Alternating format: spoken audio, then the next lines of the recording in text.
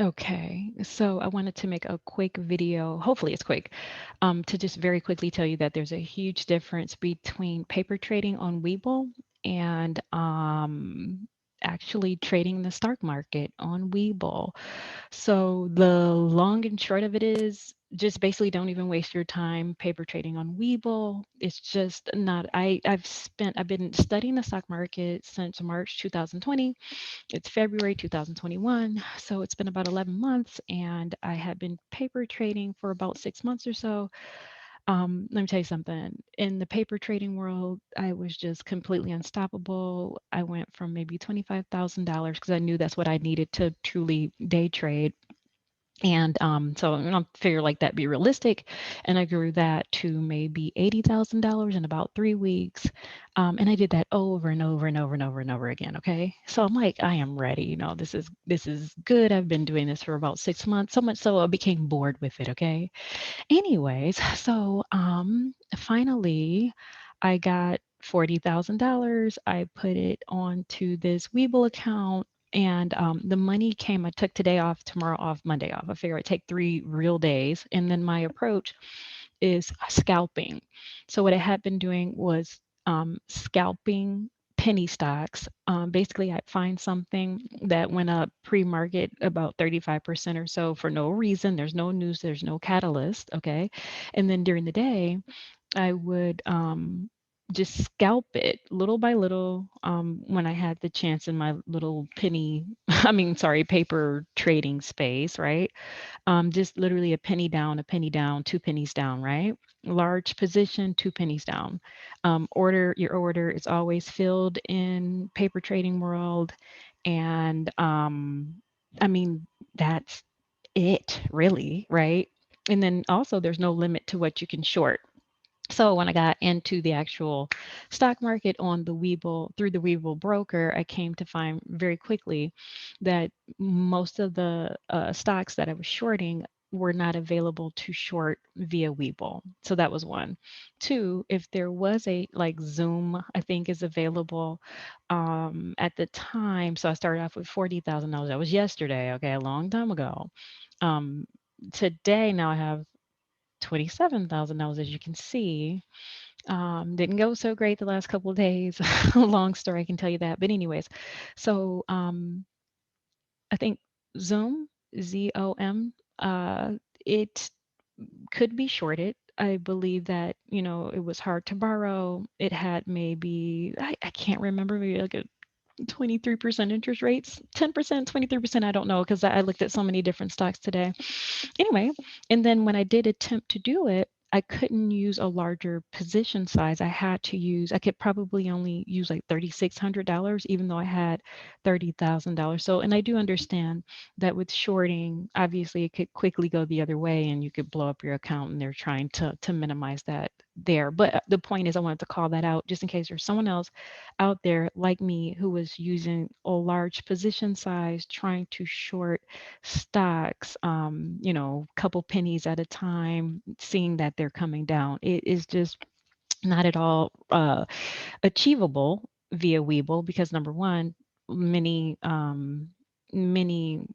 stocks are not available to short via this broker, and then two, um, when I tell you you're not even accidentally getting your order filled, and by the time you are getting your order filled, I don't care if it's long, I don't care if it's short, it's taken so long. A lot of what I was doing was maybe 10,000 shares, 10,000 shares, 10,000 shares, of something for $2, and it by the time that the entire order was filled, the price had moved in the direction that I didn't want it to go, right? I was trying to very quickly get in, get my order filled, and then very quickly get out. And so now I'm in a position where it's negative. And then not only is it negative, it's going completely the other way. And so I have to, cut my losses. Oh my God. So there is certainly a lag with this. And then I set up hotkeys, right? So you can go to your settings, you can set up these hotkeys. So I set up one for buying, selling, and canceling open orders. I can't tell you how many times I would I would attempt to buy something and then the order just would not be executed at all. Okay. Then I would have to flip to my cell phone app and try to buy it there. Mind you, how slow is that? Okay. Or I would try to buy, and then this would prompt me to essentially sign in with my password that allows me to access this account altogether. It's like, are you out of your mind? I'm actively trading, and the same thing would happen with selling. So I'd hit my shortcut key for selling, nothing would happen. I'd then have to go to my cell phone, try to get out of the position. I mean, in doing so, how much time has gone by? 10 seconds. We know that that's a lifetime. It's an absolute lifetime. So it was a disaster for me. So I've got, unfortunately, like I was saying before, I took off today, tomorrow and Monday. So I'm going to have to figure out a way to be successful using this tool. What I have found, just as a note, in the little bit of research that I have done, it looks like the opportunities are at 6 a.m. No, wait. Sorry, I'm sorry. Forgive me. 7 a.m. Right, which I think there's a brokerage that opens up their orders. People take their profits, driving the price of the stock down. You can buy then and then you can sell. So 7 a.m., 8 a.m., and then 9:30. I do see why people say don't waste time trading all day. It's just the later in the day, it's just senseless. It's just complete nonsense. Just so much something that I wouldn't want to be a part of. So, anyways, hopefully tomorrow goes better and Monday. I'm just going to focus on those time frames, 7 a.m., 8 a.m., around 9:45 or so a.m., right? And then just leave it there. I'll study patterns and things like that. I'll practice. I mean, I don't really know what there is for me to practice here, considering the fact that I have to get all of my money out of here. Now we know that that's going to take 2 days for the money to settle, so it won't settle until next Wednesday, and then I can try to do a wire down to my checking account. Hopefully, I can get it Thursday, and then over to another place. The other places that I'm considering are interactive brokers, because they're a direct market access broker, and then also TD Ameritrade's Thinkorswim. If you guys have any suggestions for me at all, don't be mean, okay?